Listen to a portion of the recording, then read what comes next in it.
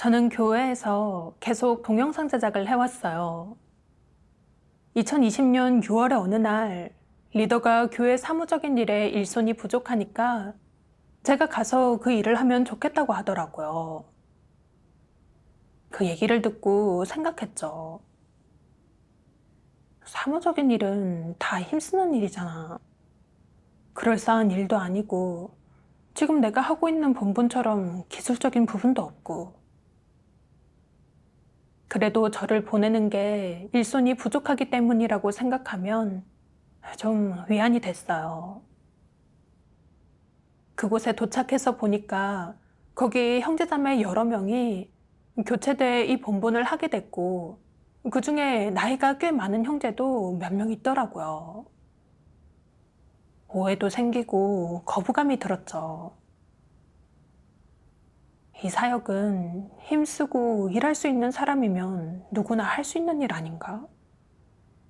내 주변의 형제자매들은 다 계속 발탁되고 중요한 사역을 맡던데 나는 하나님 사역이 막바지에 이른 이 시점에 이런 볼품없는 일을 하게 되고 앞으로 구원받을 희망은 있을까?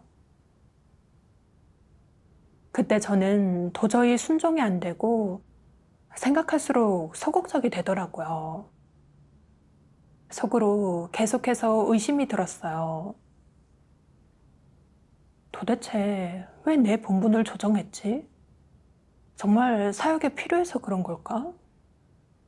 근데 난 지금껏 한 번도 사무적인 일을 해본 적이 없는데 혹시 리더가 내 자질이 부족해서 영상 제작 쪽에서 양성할 가치가 없다고 본 건가? 그래서 핑계를 대서 본분을 조정한 건가? 머릿속에서 의심이 사라지지 않는 거예요.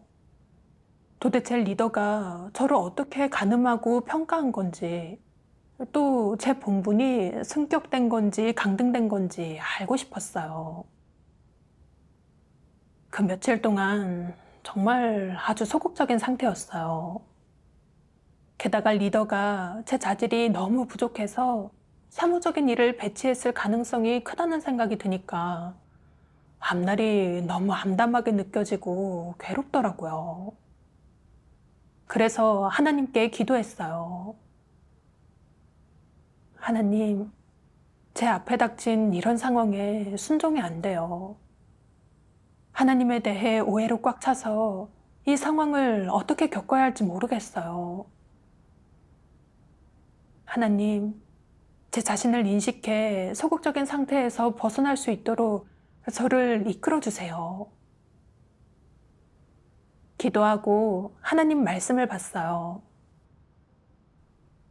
전능하신 하나님 말씀.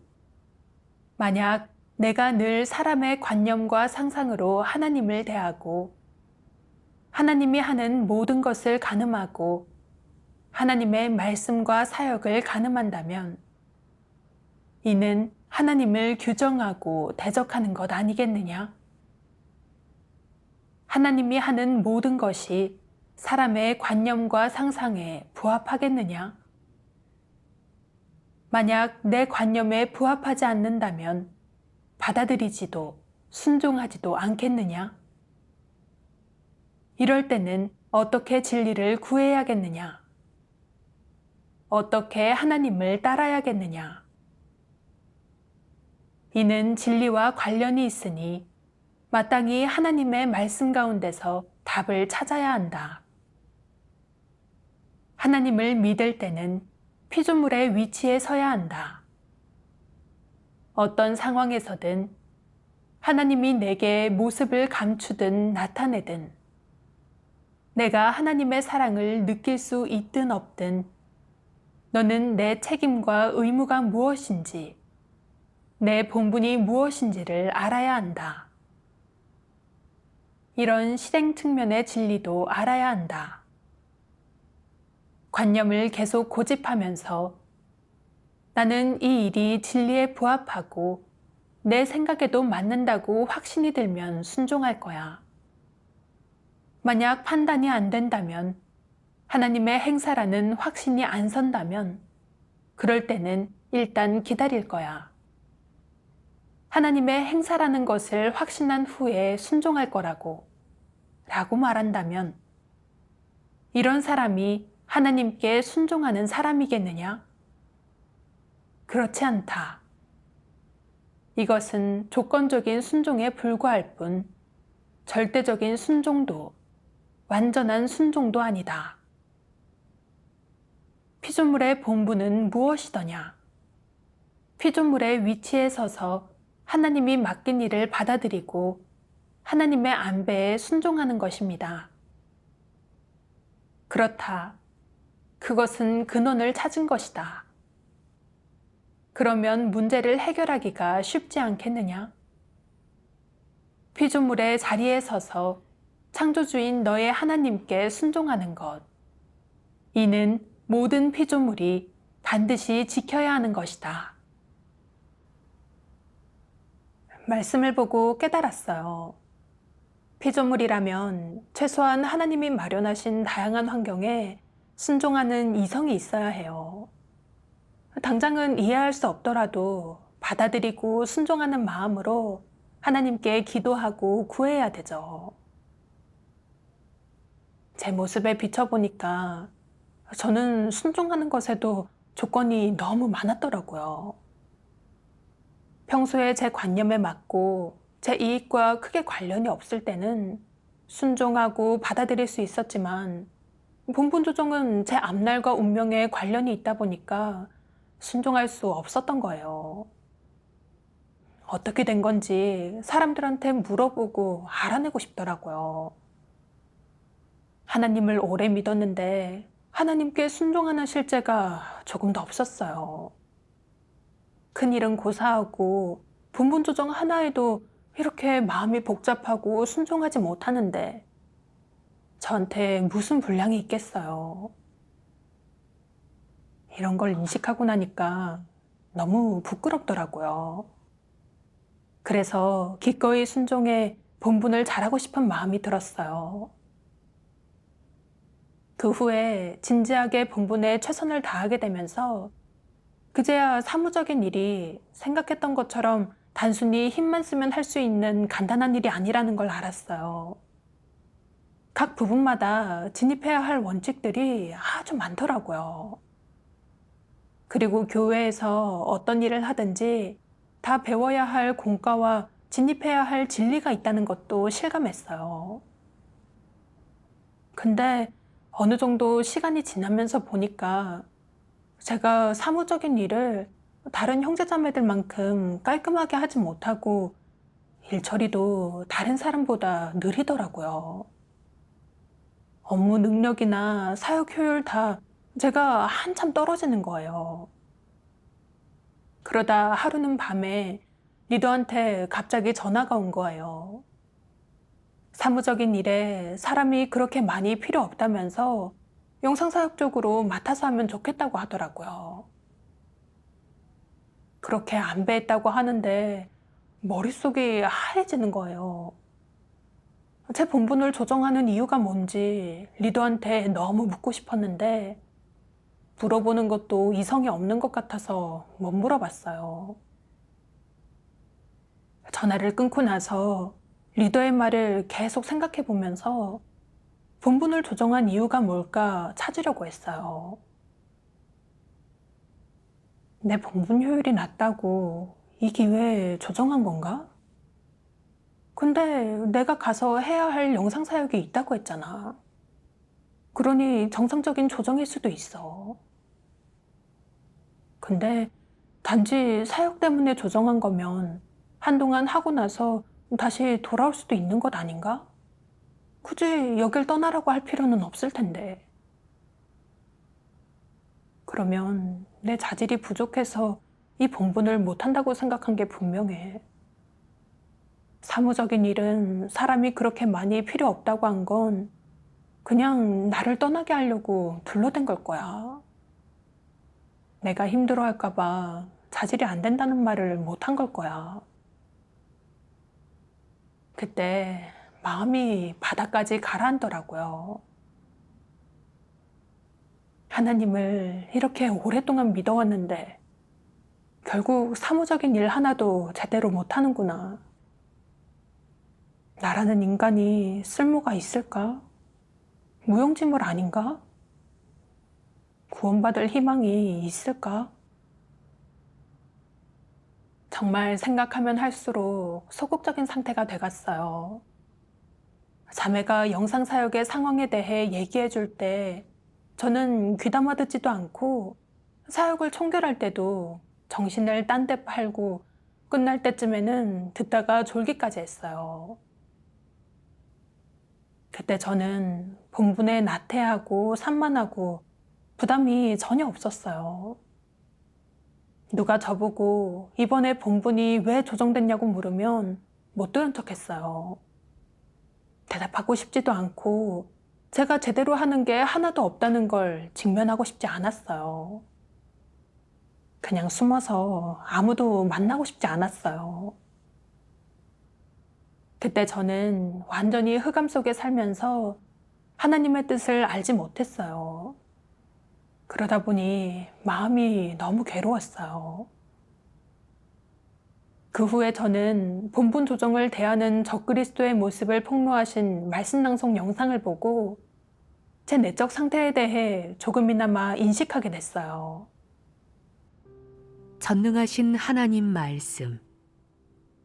본분을 조정하는 일이 생길 경우 교회의 결정이라면 당연히 받아들이고 순종해야 한다. 게다가 자신을 반성하고 문제의 본질과 자신의 부족함을 인식해야 한다. 이는 사람에게 도움이 많이 되고 또한 사람이 반드시 실행해야 하는 것이다. 이렇게 간단한 일은 평범한 사람도 밝히 알고 올바르게 대할 수 있다. 여기에는 그렇게 어려운 점도 넘지 못할 장벽도 없다. 사람은 본분 조정에 관한 일이 생기면 최소한 순종해야 하고 자신을 반성하여 어느 정도의 수확도 거두어야 하며 자신의 본분 이행이 합격인지에 대해 올바로 평가해야 한다. 하지만 적그리스도는 그렇지 않다. 어떤 일에서든 그들의 모습은 평범한 사람과는 다르다. 어떤 점이 다를까? 그들은 순종하지 않고 적극 협력하지도 않으며 전혀 진리를 구하지 않는다. 그 대신 속으로 반감을 품고 반발하고 분석하고 연구하며 머리를 짜내어 추측한다. 왜 나보고 이 본분을 이행하지 말라는 걸까? 왜 내 본분을 중요하지 않는 본분으로 조정했을까? 설마 나를 드러내 도태시키려는 걸까? 그들은 속으로 일어난 일에 대해 끊임없이 생각하고 분석하고 고민한다. 일이 임하지 않으면 상관없지만 일이 임하면 그의 내면은 풍랑이라도 이는 것처럼 세차게 요동치고 생각하는 문제가 많아진다. 겉으로 볼 땐 남들보다 문제를 더 잘 생각하는 것 같지만 사실 적그리스도 부류의 사람은 평범한 사람보다 더 사악하다. 사악하다는 건 어떤 모습이냐? 그는 일을 고려할 때 극단적이고 복잡하며 의문스럽다. 정상적인 사람, 양심과 이성이 있는 사람은 생각지 못하는 일이 그의 마음속에서는 밥 먹듯 흔히 생각하는 일이다. 본분을 조정하는 이런 간단한 일에 있어 사람은 마땅히 순종하는 마음을 품어야 한다. 하나님 집에서 시키는 대로 하고 자신이 할 수 있는 바를 하며 무슨 일을 하든 힘이 닿는 대로 해내고 전심전력을 다해야 한다. 하나님이 하는 일은 틀림이 없다. 이렇게 간단한 진리는 양심과 이성이 조금만 있는 사람은 다 실행할 수 있다. 하지만 적그리스도는 그렇게 하지 못한다. 적그리스도는 본분이 조정되는 즉시 이치를 따지고 궤변을 늘어놓으며 반항하고 속으로 불복한다. 그의 마음속에 품은 것은 무엇이겠느냐? 추측하고 의심하며 그 다음 각종 방식으로 시험한다. 그는 말로 시험하고 행동으로 시험하고 심지어는 수단 방법 가리지 않고 협박과 회유로 다른 이가 진실을 내뱉게 한다. 그는 대체 왜 자신의 본분이 조정되었는지, 왜 자신에게 그 본분을 이행하지 못하게 하는지, 대체 누가 뒤에서 영향력을 발휘했는지, 누가 그의 일을 망쳤는지 확실히 알고 싶어 한다. 또한 그는 당사자를 만나 결판을 짓고자 끊임없이 마음속으로 이유를 물으면서 진상을 파악하고자 한다. 그는 하나님 앞에 나아가 스스로를 반성할 줄도, 자신에게 도대체 어떤 문제가 있는지 돌아볼 줄도 모른다. 그는 자기 자신에게서 원인을 찾지 않는다. 그는 하나님께 기도하고 반성하면서 이렇게 말하지 않는다. 내 본분 이행에 어떤 문제가 있을까? 건성으로 대충 임하면서 원칙이 전혀 없었던 건 아닐까? 성과가 조금이라도 있을까? 그는 스스로에게 이런 질문을 하는 법이 없다. 그저 마음속으로 늘 하나님께 이렇게 따져 물을 뿐이다. 왜 제 본분을 조정하십니까? 왜 저를 이렇게 대하시나요?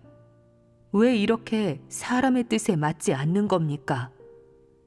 왜 저를 불공평하게 대하시는 거죠? 왜 제 체면은 생각해주지 않으십니까? 왜 저를 공격하고 배척하시나요? 이 일련의 오해는 적그리스도의 패괴 성품과 그의 인품을 여실히 드러낸다. 하나님 말씀에 비춰보고 나서야 제가 적그리스도와 같은 사악함을 드러냈었다는 걸 알게 됐어요. 본분이 조정됐을 때 겉으로 티는 안 냈지만 제 마음속은 정말 복잡했었어요. 왜 제 본분이 조정됐는지, 또 두 번 본분이 조정되면서 리더가 했던 말은 무슨 의미였는지 계속 의심하고 생각했죠. 심지어 제 자질로는 사무적인 일을 할 수 없어서 조정한 거라고 의심했고, 하나님이 제가 쓸모없는 사람이라는 걸 드러내 이 기회에 저를 도태시키려고 두 번이나 본분을 조정하신 거라고 오해까지 했어요. 본성이 정말 사악하고 간사했죠. 본분 조정이라는 일 하나로 제 마음속이 이렇게까지 복잡하고 계속 생각하고 분석했어요. 리더의 말을 통해 저를 어떻게 평가하고 있는지 알아내고 싶었고, 그래서 교회에서 제 위치가 높은지 낮은지, 제가 구원받고 복받을 확률이 얼마나 되는지 알고 싶어 했어요. 드러낸 게 다 추측하고 의심하고 반항하고 시험하는 거고 다 적그리스도의 성품이었죠. 하나님 말씀이 떠올랐어요. 나는 타인을 의심하지 않는 사람을 마음에 들어하고 기꺼이 진리를 받아들이는 사람을 매우 좋아한다. 나는 이런 사람들을 특별히 보살피는데 내 눈에는 이 두 부류의 사람들이 정직한 사람들이기 때문이다. 정직한 사람은 마음이 단순해서 하나님께나 사람한테나 항상 솔직하게 대하지 추측하거나 경계하지 않아요.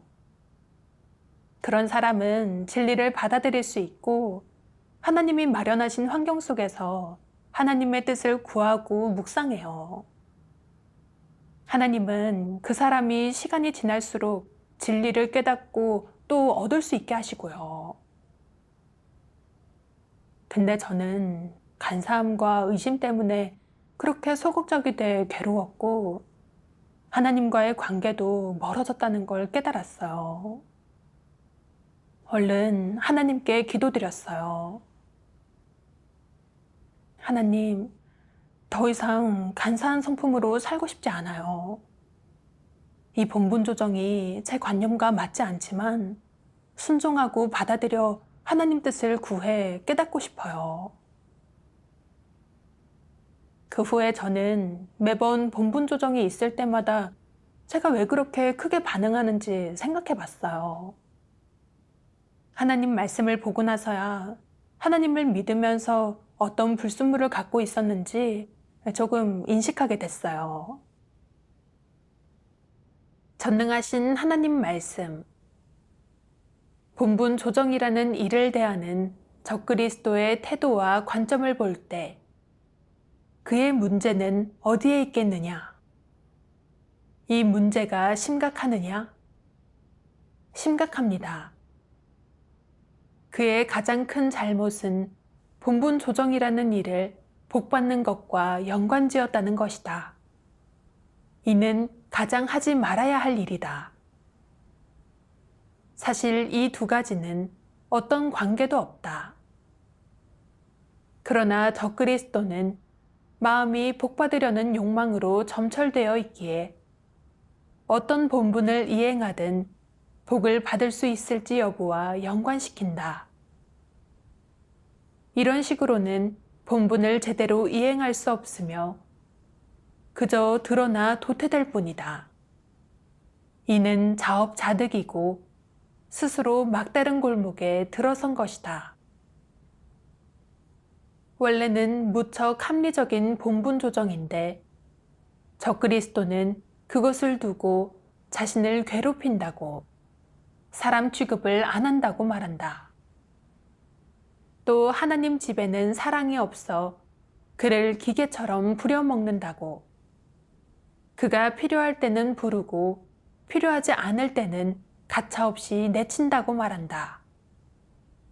이는 억지 아니겠느냐? 이런 말을 하는 사람에게 양심과 이성이 있겠느냐? 이런 사람은 인성이 없다. 더없이 합리적인 일도 그에게만 가면 왜곡되며 매우 합리적인 조치도 왜곡되어 부정적인 사물이 된다.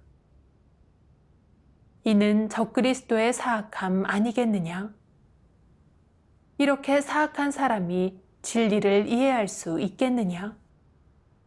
절대 불가능하다. 적그리스도의 문제는 바로 여기에 있다. 어떤 일이 임하든 그는 비뚤게 생각한다. 어째서 비뚤게 생각하겠느냐? 그의 본성 본질이 너무 사악하기 때문이다. 적그리스도의 가장 큰 본성 본질은 사악함이고 그 다음이 흉악함이다. 이 두 가지가 적그리스도의 주된 특징이다. 적그리스도의 사악한 본성은 그가 어떤 일이 임하든 올바로 이해하는 게 아니라 편파적으로 생각하고 극단을 달리며 문제를 물고 늘어지게 한다. 또 올바르게 대하지 못하게 하고 진리를 구하지도 못하게 한다. 말씀에 비춰보고 제 행동이 적그리스도와 같고 본분 조정을 복을 받는 것과 연관시켰다는 걸 알게 됐어요. 발탁돼서 비중 있어 보이는 본분을 하면 구원받을 확률도 크다고 생각했고 반대로 교체되거나 제 눈에 비중 없어 보이는 본분을 하면 구원받을 확률이 작다고 생각했던 거예요. 이런 잘못된 관점을 갖고 있으니 교회에서 제 본분을 조정했을 때 제가 그렇게 예민하고 마음이 복잡했고 정확하게 대하고 받아들이지를 못했던 거예요. 잘못해서 구원받을 희망을 잃거나 복을 받지 못할까 봐요. 저는 하나님을 믿으면서 복 받는 걸 가장 우선순위에 뒀던 거예요. 이렇게 본분이 조정될 때마다 가장 먼저 생각한 건 승격된 건지 강등된 건지였고, 낮아졌다고 생각되면 제가 강직된 거고 저를 드러내 도태시키려는 거라고 여겼어요. 그래서 너무 괴로웠고 자포자기까지 했어요. 복 받으려는 마음이 너무 강했던 거죠. 교회에서 누군가의 본분을 안배하고 조정하는 건 아주 정상적인 일이에요. 그 사람의 분량과 자질, 특기에 따라서 합리적으로 안배하기도 하는데, 그렇게 하는 게 교회 사역에 이롭고 개인의 생명 진입에도 이루어요. 또 어떤 경우에는 본분을 대하는 태도에 문제가 있고 폐괴성품에 빠져 살기 때문에 본분 조정을 계기로 사람이 제때 하나님 앞에 와서 자신에 대해 반성하고 인식할 수 있게 하고 하나님께 회개해 잘못된 길을 가지 않게 해줘요. 이건 하나님의 커다란 구원이기도 하죠. 또 사역에 필요해서 수시로 합리적으로 조정을 하기도 해요. 사역의 필요에 따라 리더가 제가 사무적인 일을 힘들어하고 버거워한다는 걸 알고 제 역할을 할 수 있게 제가 잘할 수 있는 본분을 안배해 준 거예요. 이건 너무 좋은 일이잖아요. 근데 저는 본성이 너무 사악하고 간사해서 그저 복 받는 것밖에 몰랐던 거예요. 일이 닥치면 늘 복을 받을 수 있는지와 연관시키고 본분을 조정하면 저를 드러내 도태시키려고 그러는 거라고 그릇되게 생각했어요. 난 정말 잘못돼도 한참 잘못됐어. 나는 하나님을 오해하고 경계하는 마음밖에 없어. 이런 식으로 어떻게 진리를 깨닫고 진리에 진입할 수 있겠어? 또 어떻게 본분을 제대로 할 수 있겠어? 이런 생각에 너무 후회되고 눈이 멀어 진리를 추구하지 않았던 제 자신이 너무 미웠어요. 더 이상 이렇게 살고 싶지 않았어요. 복받으려는 속셈을 내려놓고 하나님이 마련하신 환경 속에서 진리를 구하고 본분을 잘하고 싶었어요. 그 후에 저는 또 하나님 말씀을 봤어요. 전능하신 하나님 말씀. 사람이 구원받을 수 있을지를 결정하는 마지막 선은 양심과 이성이 있느냐 하는 것이다. 만약 이 선을 지킬 수 있다면 양심과 이성을 갖춘 사람일 것이다. 이런 사람은 구원받을 희망이 있다. 만약 이 선에 이르지 못하면 도태될 것이다. 너희의 최저선은 무엇이더냐?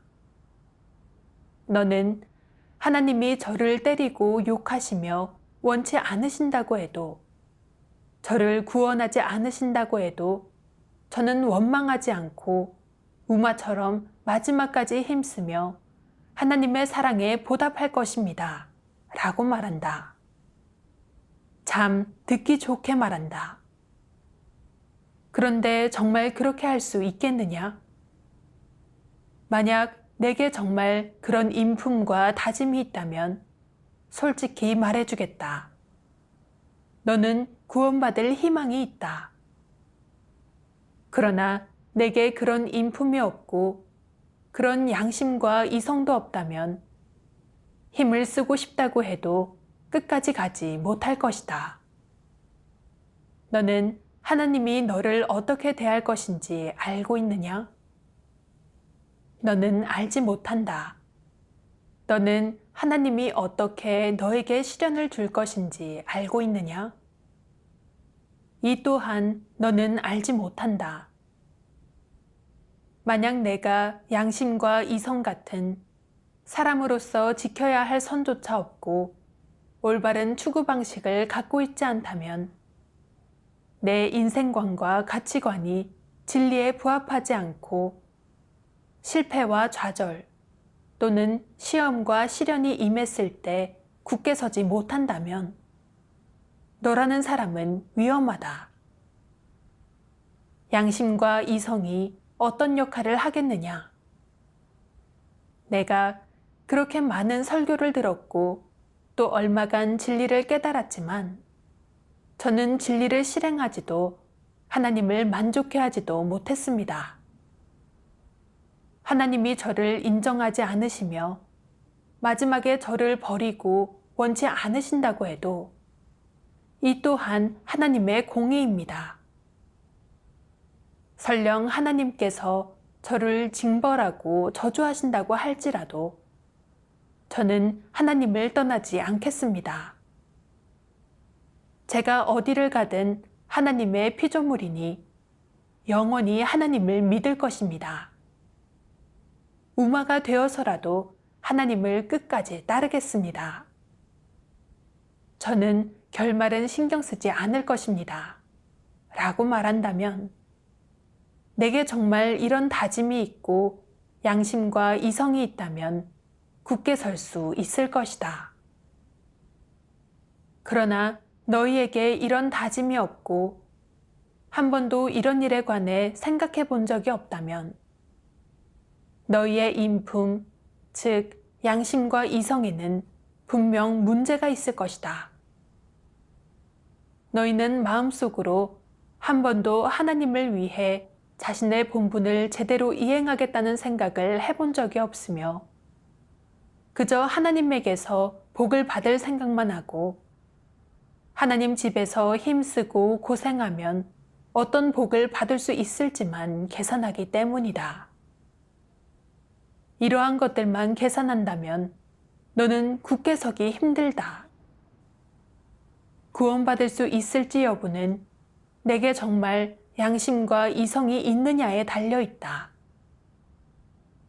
양심과 이성조차 갖추고 있지 않다면 너는 구원받을 자격이 없다. 하나님은 마귀나 짐승을 구원하지 않기 때문이다. 내가 진리를 추구하는 길, 베드로의 길을 선택했다면 성령이 너를 깨우치고 인도하여 진리를 깨닫게 할 것이며 또한 환경을 배치하여 수많은 시련과 연단을 통해 너를 온전케 할 것이다. 내가 선택한 길이 진리를 추구하는 길이 아니라 적그리스도 바울의 길이라면 안타깝지만 그래도 하나님은 너에게 시련을 주고 검증할 것이다. 하지만 부정할 수 없는 점은 내가 검증을 통과하지 못할 것이라는 사실이다. 일이 임했을 때 너는 하나님을 원망할 것이며 시련이 임했을 때는 하나님을 저버릴 것이다. 그때 내 양심과 이성은 제 역할을 하지 못할 것이고 너는 도태될 것이다.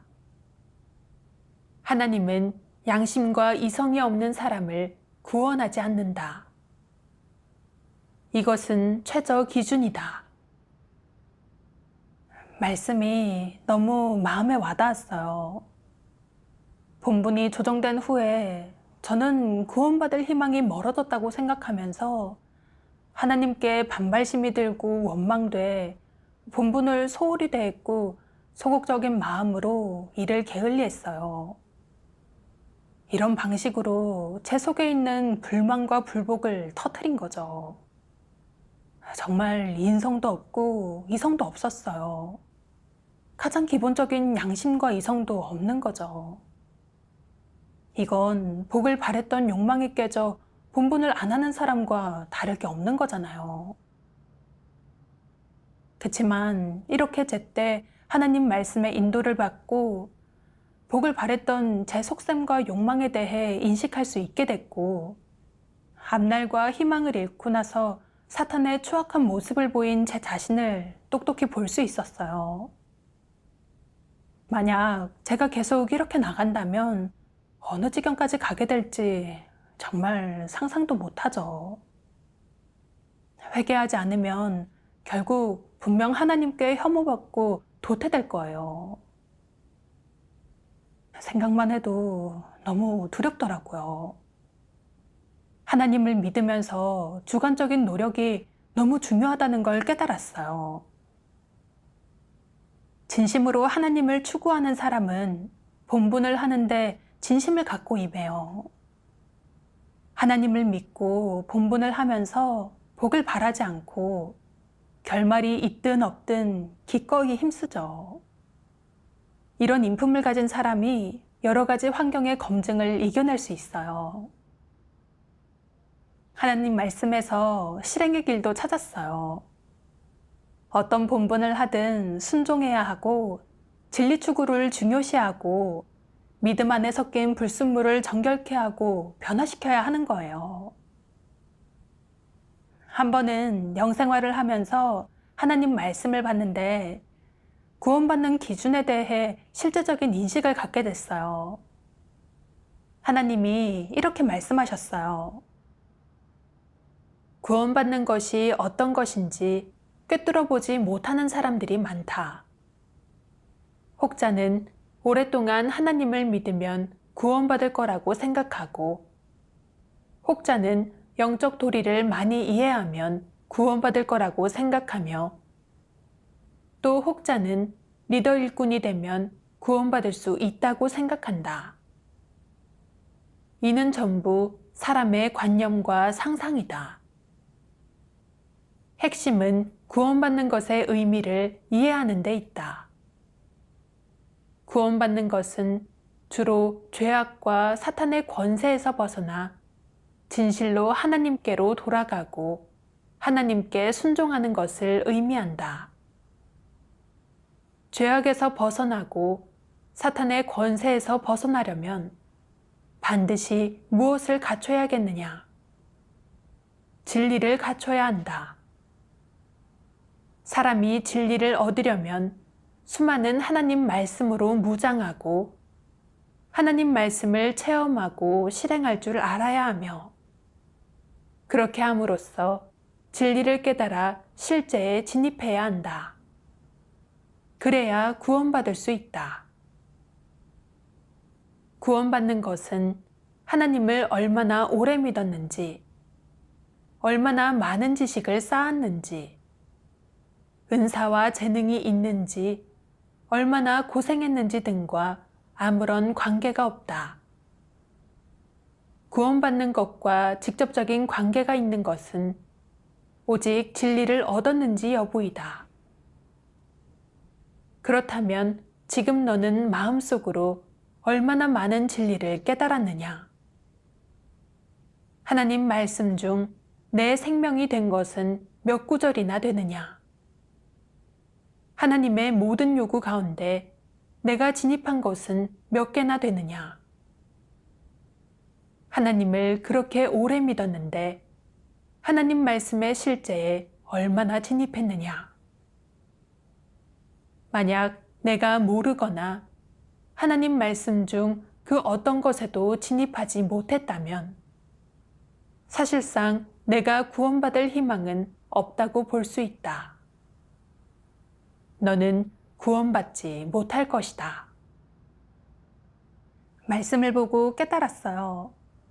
구원받는 것과 어떤 본분을 하느냐는 아무런 관계가 없어요. 구원받는 건 진리를 얻음으로써 죄를 벗고 사탄의 성품을 벗어버려 진실로 하나님께 순종할 수 있게 된 걸 말해요. 진리를 얻을 수 있느냐 없느냐는 그 사람이 추구하고 어떤 길을 가느냐에 달려 있어요.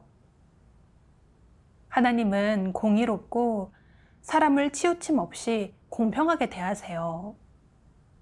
자질이 좋든 나쁘든 어떤 본분을 하든 진리를 추구하고 성품 변화를 중요하게 여기는 사람은 갈수록 진리를 깨닫고 패괴를 벗어버리고 하나님께 구원받을 수 있죠. 전에 알았던 리더 2명이 떠오르더라고요. 겉으로 봤을 때 둘 다 잘 추구하고 모임에서 교제도 잘해서 구원받을 수 있다고 생각했었어요. 그래서 속으로 두 사람을 부러워하고 우러러보기도 했었거든요. 근데 나중에 뜻밖에도 그 둘이 적그리스도의 길을 간 사람으로 드러난 거예요. 정말 겉으로는 잘 추구하는 것 같았거든요. 또 예배에서 교제도 아주 잘하는 것 같았는데 그게 다 긁기 돌이고 사람을 미혹시키는 허상이었어요. 실제로는 명예와 지위를 쫓으면서 개인의 경영을 하고 실제 사역은 전혀 안 했던 거예요. 그래서 결국 교회 사역을 심각하게 방해하고 교란에 도태됐죠. 제 주변의 형제자매들도 생각나더라고요. 하는 본분을 보면 아주 평범하고 보잘것없는 거지만 진리 추구를 중요시해요. 또 일이 닥쳤을 때 폐괴 성품을 드러내기도 해요. 근데 그 일을 통해 자신을 돌아보고 인식하고 진리를 실행해 폐괴를 해결해서 생명 성품에 변화가 생기더라고요. 근데 저는 이렇게 오랫동안 하나님을 믿어왔으면서도 제대로 진리를 추구하지 못했고 지금까지도 진리 실제에 진입하지 못했어요. 그러니 단지 이렇게 본분이 조정된 걸로도 크게 오해하고 거부감을 가지고 순종도 못하고 소극적인 상태로 살았던 거예요. 제가 이렇게 계속 진리 추구를 소홀히 하고 진리를 실행하지 않는다면 하나님 사역이 끝날 때는 결국 아무것도 얻지 못하고 도태될 게 분명해요. 이번에 본분 조정을 겪으면서 저는 제 자신의 간사하고 사악한 성품과 복받으려는 속셈, 욕망에 대해서 어느 정도 인식하게 됐고 믿음에 대한 틀린 관점도 바로잡게 됐어요. 이게 다 하나님 말씀으로 이룬 성과예요.